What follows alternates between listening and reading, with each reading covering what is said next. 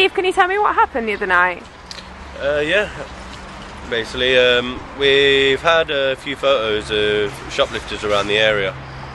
I noticed one shoplifter just walking by here. He recognised that I was security, so he went to a car that was parked around the corner. I followed this male and found the number plate was identical to the one that the police were looking for. Right. Got into a car, so I started following this male. I think this male became suspicious of who I were at the time and sped off. I phoned 999 and I explained to them where I were, what road I was on, for them to try and get a GPS signal to where I were based. I'm from Sheffield, so I don't know the area that well. The males pulled into a petrol station about 1,000 metres in that direction. Right. They filled up without paying and they sped off. And this time I told the police that they're going to end up really hurting or killing someone at the speeds they're going. They were jumping up pavements.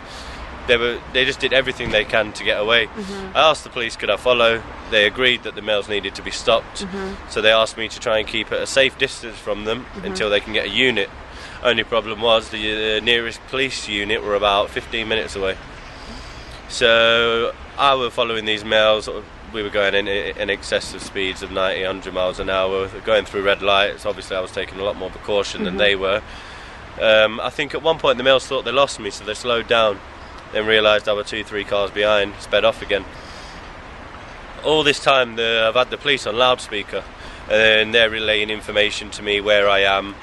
They also said that they've got a set of spike strips at the end of the road.